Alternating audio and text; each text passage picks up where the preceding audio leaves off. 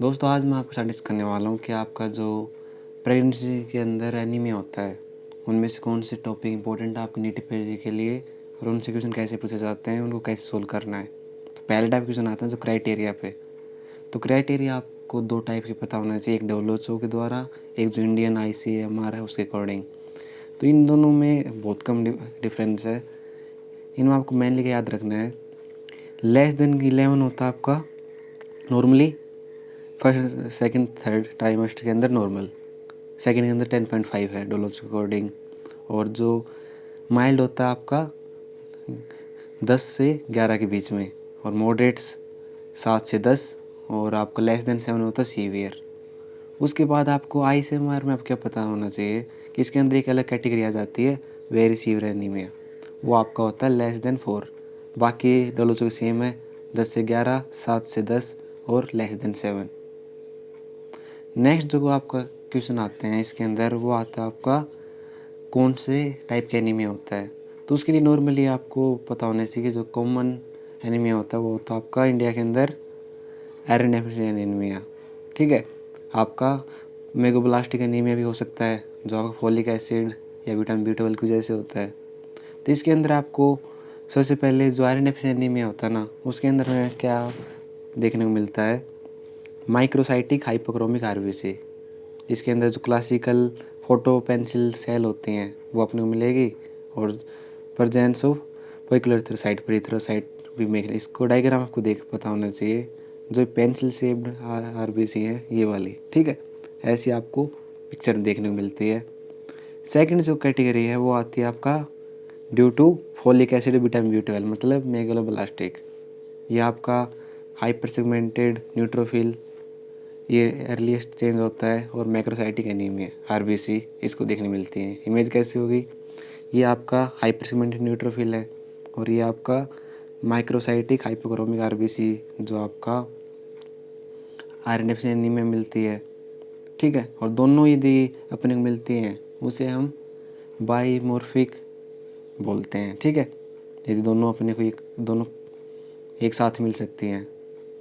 जो next category आती है क्वेश्चन इसके अंदर दोस्तों, वो आती है आपका आयरन फोलिक एसिड के बारे में बहुत क्वेश्चन पूछे जाते हैं आपका PSM के अंदर भी और इसके अंदर भी, कि प्रेग्नेंट के अंदर कैसे हम आयरन फोलिक एसिड सप्लीमेंटेशन देते हैं। ये आपको बताना चाहिए कि एक आयरन फोलिक एसिड की टैबलेट आती है जिसको हम 4th मंथ से स्टार्ट करते हैं। ठीक है, मिनिमम 180 डेज ड्यूरिंग प्रेगनेंसी, और उसके बाद भी 180 डेज, मतलब टोटल हो गया 360 डेज। और ये आपका कैसे आती हैं, इसके अंदर 60 mg एलिमेंटल आयरन होता है, और 500 माइक्रोग्राम आपका फोलिक एसिड होता है। शुगर कोटेड होती हैं और रेड कलर की टैबलेट होती हैं।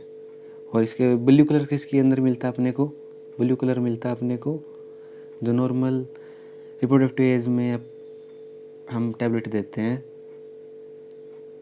उसका कलर होता है ब्लू। इसके अलावा हमें एक बात पता होनी चाहिए कि जो आपका प्रोफाइलेक्सिस होता है, ये एक्यूट इलनेस में हमें आयरन को बंद करना होता है। जैसे थैलेसीमिया में भी बंद करना होगा, और रिपीटेड ब्लड ट्रांसफ्यूजन में भी बंद करना होता है, क्योंकि इसके अंदर जब हम बार बार रिपीट करते हैं ब्लड ट्रांसफ्यूजन तो आयरन का अमाउंट ऐसे ही बढ़ जाता है।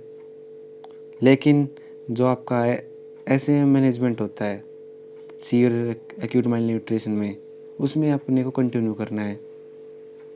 नेक्स्ट आता है आपका पॉइंट, वो आता है आपका जो जितनी भी वुमेन है उनको 400 mg फोलिक एसिड देना होता है to prevent neural tube effect.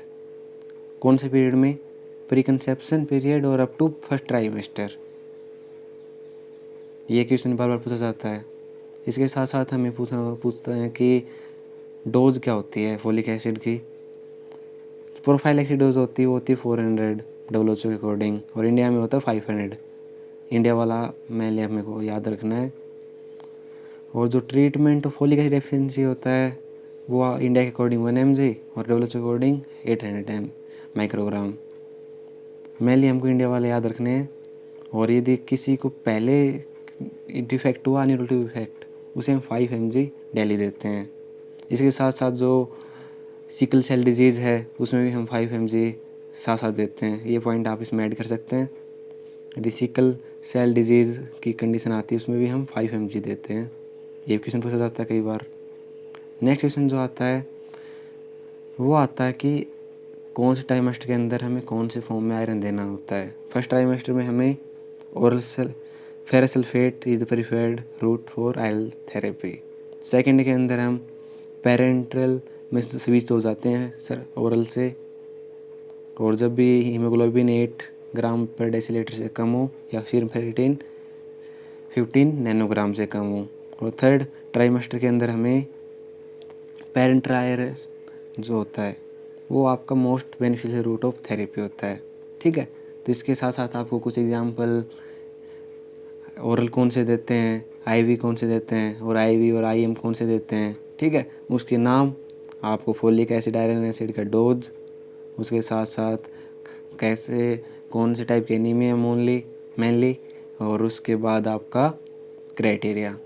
इनसे लगभग एक क्वेश्चन आपका हमेशा पूछा जाता है, या आपका पीएसएम के अंदर पूछें या आपका